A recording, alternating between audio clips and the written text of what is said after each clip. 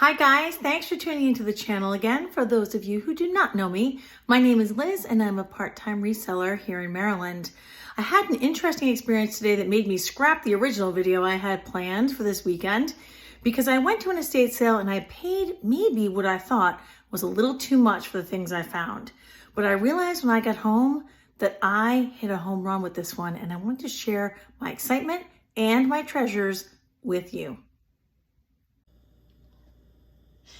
Okay, so this is a quick scan of everything except for one item, a really cool fold-out step stool that I got at that estate sale today. Now, as I said in the intro, I had a little bit of buyer's remorse. I had a friend there with me, shout out to my bestie, and I just felt like I spent too much, Some of the prices were a little weird.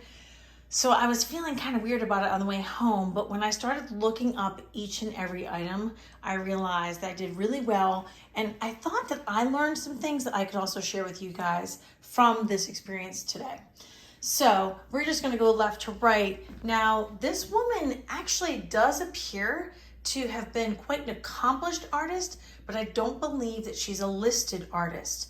So her work is good and perhaps technically collectible, but might not be found, like, say, in a huge auction house.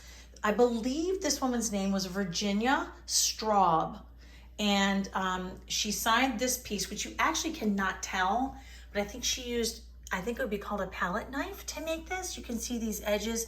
I don't think you can see the texture, but it's awesome. So I got this painting. And then this other one, which is such a different style by the same artist. Look at this. Don't you want to just walk down that little road? This was actually the grandmother of the man who was running the sale. And I got each of these pieces for $10 each. I think they could sell for much more. I'll probably do local pickup. I don't really love shipping artwork. It makes me a little nervous, even though neither one of those has glass. So I might sell the pair of them for around $100, which might be too cheap. I could probably get more online, but I didn't pay that much for them. So that's a nice little profit right there. Now the suitcase is kind of here as a prop, and actually I'm going to use it as a prop in one of my antique booths. It may have some value, but it's actually just to prop up this glass piece, and I did buy it at that sale. So I'm going to use it to put clothing, and I fold clothing and put it in suitcases in my booth. But it could be worth $10 or $20. It's in pretty rough shape. This glass piece, I'm gonna hold it up to the light. I could not find a signature on it, and Google Lens did not help me identify this artist, but do you see how it has these fern-like shapes that make this zebra type horse just really pop? I thought it was amazing. So I may sell that locally, so I don't have to ship it. It's, this leaded glass or stained glass, but I would estimate if you bought that brand new, gosh, I would think it would be $100. I'm not sure. Leave me a note leave me a comment, I should say, and let me know what you think that would sell for at like a craft fair or maybe on Etsy, because I'm really not sure how to price it if I were going to sell it online. Some of these I'll have some screenshots for you guys, but I didn't look up every single one, but I looked up enough to be like, hey, I'm feeling kind of encouraged. Okay, so this is a cast iron model of, I guess, a steamship, and I'll pop in a screenshot here for you to see. Now, this one's not in the same condition as that one, so it won't be worth as much, but certainly worth picking up. It's funny because, all of our experiences add up to form who we are and teach us things. And I used to collect Breyer horses, and so I immediately recognized that these were stablemates, and I'm pretty sure they're vintage based on Google Lens. And I'll probably sell the 3 of them for a certain price, maybe like $50 or something, but they are plastic figurines. So it's probably worth noting that if you see plastic figurines of horses especially, but some other livestock type animals as well, check on the belly on the smaller ones and on the inside of the back leg on the larger ones for that Breyer stamp. Inside the leg on the larger models, it will be a circular shape. And Breyer collectors know what I'm talking about. There are still lots of Breyer groups out there, so collecting those things and reselling them makes a lot of sense. Some of these were real surprises over here. So, of course, when we see a porringer, which I guess is what we call these, I haven't had very many of these because I bought some when I first started in the business, and they were silver plate and they didn't sell, and so I don't buy them. but there was something about this one, and I could almost see that the stamp on the bottom, and I did snag it, and it ended up being sterling, and it weighs 7.5 ounces. So I don't really like to scrap precious metals, but if you did, it would be worth over $150 just as a metal, as a precious metal, and more as a piece, an antique piece. I think, again, her name was Virginia Straub, that painter. This is engraved, as is the Porringer, with her signature. So I don't know if she made other things, like was she a metalsmith as well? Or did she have them engraved so that if they got stolen or something? I'm not really sure. Leave me a note in the comments if you've ever heard that name, or if you're able to find out anything about this artist. I believe she lived in New Rochelle, New York, and I did find, like, she's in the census in that area, but I didn't find any information about her artwork. But those two pieces are sterling, so, you know, I don't like to scrap things, and I will not be planning on scrapping those, but, you know, they're well worth what I paid, which was probably $5 each is my guess. Maybe a little bit more. This piece is also sterling and marked and signed, but I have a feeling that maybe I left a piece behind and it used to stand up.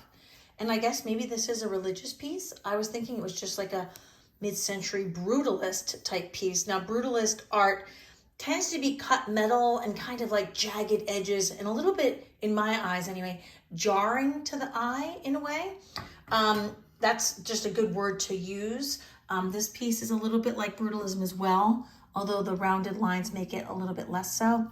So usually mid-century 1960s or 70s, and sort of like a little bit more of a jarring silhouette, kind of busy and some rough edges. So again, I don't plan on scrapping someone's art, but this probably weighs about 4 or 5 ounces is my guess. It's pretty heavy. This piece sort of surprised me. I'll show you a screenshot. Now, I didn't find a sterling mark, but the stamping, there's something about stamping on sterling that looks different. It's like deeper or clearer or more defined. So this appears to be the stamp of a little dog. Pardon my manicure. I can't get my nails done until my finger heals from shutting it in the garage door.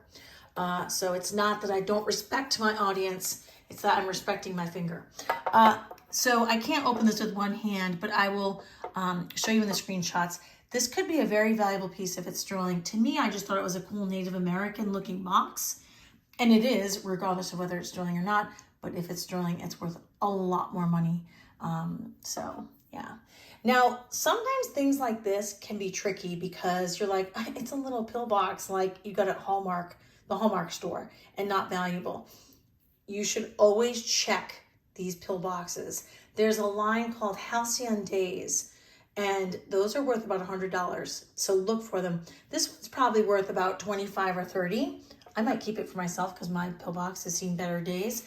But still, no one would suspect that a little pill box with some pansies on it would be worth $25 or $30. And again, I probably paid a few dollars a piece for most of these items.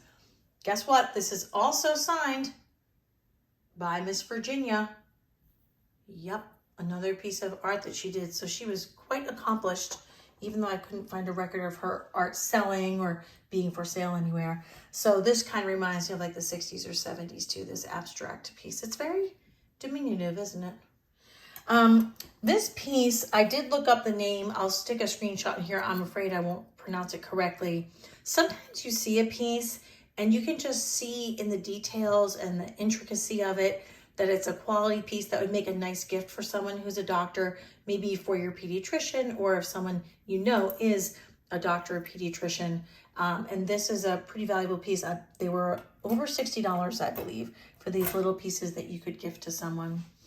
Another quite valuable piece, around $55 or $60, is this food dog. Now, I recommend that you always buy the food dogs, which are lions, I think, by the way. Although his tail looks a little bit weird for a lion. This one is like bedazzled. And I believe the ones I found were considered Tibetan. I'm not 100% sure about that. I learned this stuff 5 minutes before you guys were learning it. And I wanted to share it with you because, like I said, I was feeling bummed out. And then I realized that, oh, wait, well, this is worth, you know, $160 just for precious metals. Never mind the other things and then the art pieces. Like I said, I thought I was kind of like overpaying, but I'm realizing no. And so if you see a food dog, don't be scared to overpay because he's worth about $60. This type of art has been pretty popular. This like metal art. It's metal and wood. Mushrooms are in 1967. I couldn't find that artist, but I didn't look for that long. So this is a cute piece. I'll probably put it in the booth unless I find that artist, and then I might list it online because there could be a collector of that exact person's art. It is also kind of like a special mid-century modern, brutalist, torch cut metal mushroom piece, so maybe I'll put it online. I'll have to see if I can find comps for something similar. I always buy these wooden like antelopes and gazelle and stuff. They do really well in my booth. You can sell them online. They go from anywhere from 15 to 25 locally to up to like 45 maybe online. So they're worth picking up for a few dollars. I don't often buy very traditional ceramics. I mean, certainly if it were a really famous maker, I would, but I was kind of in the zone, so to speak. I call it bird dogging, where I'm just putting stuff in the box. And so I grabbed this. This is Edwin Knowles, I believe.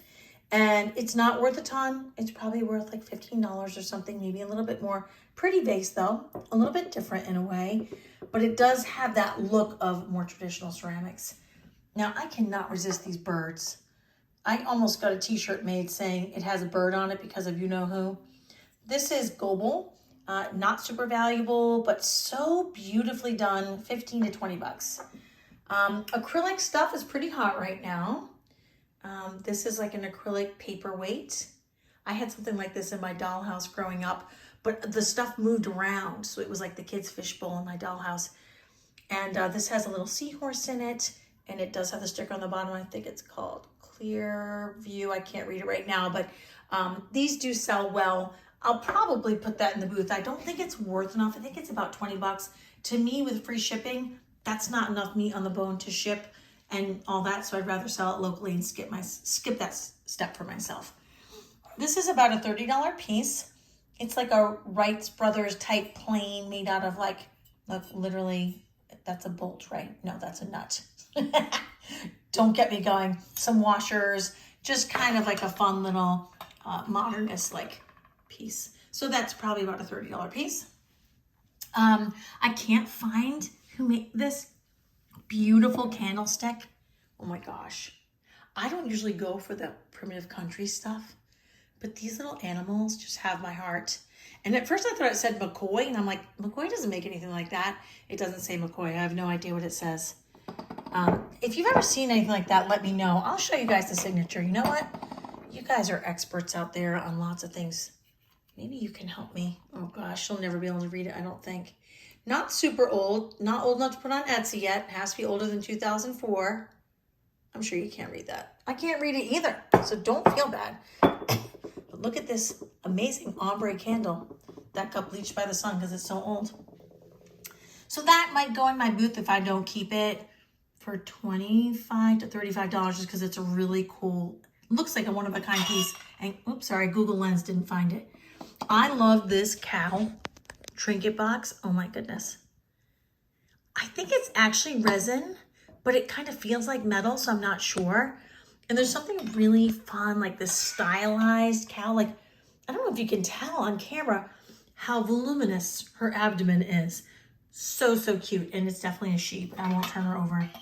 Okay. I could not find another hummingbird and flower puzzle. This is a puzzle. And the hummingbirds come off and the flower's a puzzle too. I could not find that, but I'm thinking I'll probably put it online so that the pieces don't get lost in my booth because people love to take apart the puzzles and scatter the pieces and oh boy. So I might sell it online and I think it's gotta be worth, I'm thinking 35 or 40. And let me know what you think if you've ever bought anything like that or seen anything like that in a shop. Years ago, I bought a board game that was worth $100 and I think it was called like Welfare, which is terrible, honestly, and I don't know who wants to play that game, but this one's called Social Security, which makes me not want to play it also, although we are all kind of forced to in some ways, right? But look at this. Social Security is getting along with people. I was like, wow, people need to know how to get along with people. So I don't think it's actually about Social Security. I think it's more about being a good person. I feel like I know a lot of people who could use this game, maybe in my town. Anyway, I'm sure you do too. So that's about a $30 game, maybe 40. There were comps all over the place, but rare board games are worth looking up at the very least. I picked it up because I think I paid $5. I got this wooden horse. He's really, really cool and stylized and dynamic. You know, he's running and the wind is in his mane and tail, and he just was really, really cool. So he'll probably go in the booth though. He's not signed or anything like that, so I think I'll put him in the booth. You guys are gonna love this. I don't know what it is about these toys. I'm sure you've seen the chicken one. Oh, his drumstick's not the right position. Hold on, let's see if I can do this with one hand. This is good practice for me. Oh, yes. So you spin the ball. This is pretty hard to do. Sorry, guys, I'm not left-handed. And this little bear drums. Can you believe it? And the other guy's keeping time. Unbelievable. USSR piece. You can still get stuff like this, and they're actually not quite as valuable as you might think. Probably $20, $25, but my daughter and I love stuff like that. There's a very popular one with chickens pecking at like a pan of feed or whatever that I saw years ago and I loved it. These carved birds can often be worth a lot. This particular one is signed. This, I think, is a house wren. I think this one, yes, it's Russell Coburn from Massachusetts. I think it's probably like a $25 piece, but it could be a little bit more. He's on this little piece of burl wood. Very nicely done. Very nice condition. So he could be worth a little bit more. A lot of the time, these glass birds are collectible and technically valuable. Some are from Sweden, but they're probably worth about $20. And I don't usually ship, I don't ship a lot of stuff that's $20 and fragile. I'd rather put it in the booth and let someone get it for a little bit less and not worry quite as much about the fragility during shipping. But I thought he was really cute, this amber glass. These birds also had my heart. I didn't realize one was broken. These are from the USSR as well. I want to say it's Lomonosov. Oh gosh, I'm sure I butchered that. One of them is marked, but Google Lens picked them up also because I didn't realize one was marked. And I used Google Lens on the other one and it picked it right up that they were from the USSR as well. So obviously vintage if it says USSR. I didn't look this guy up, but I'm sure he'll sell in the booth to some parrot collector. I think this is like celluloid or something, so you don't have to worry about what that substance is. And then I just got this book, which is actually from 1959, and it unfolds like all the way, and it's like a $50 book. It just had a neat look, right? I don't usually see books that fold out into a scroll. And so I said, well, I guess I should get that. And so you can see that sometimes you're going to have buyer's remorse, but you might be able to turn it around. Trust your instincts. You know, if something appeals to you and it's not very expensive, it's probably worth the risk. I didn't know that that was a sterling piece, for example. I didn't know that this piece would be quite that valuable, but I knew it looked like good quality, right? And over time, you'll be able to train your eye to look for certain things. Now, this is not particularly valuable. So if I did pay $5 for him, some might say I paid too much. But if he sells for $15, then you're tripling your money. So, Plus, some of the things that are worth more, like these things over here, certainly will offset something that's like a little bit of an indulgence for a bird lover like me. So happy to share this stuff with you guys. I was glad I ended up with a good experience, and we will get back to our regularly scheduled video as soon as I can get to it. So thanks for tuning in. I really appreciate you guys being here, supporting me, liking, commenting, subscribing. Share with your friends if you can. The channel's really starting to pick up some momentum here, and that's because of you. Please get out there, have some fun, make yourself some profit, and don't forget to never stop searching. I'll see you guys next time.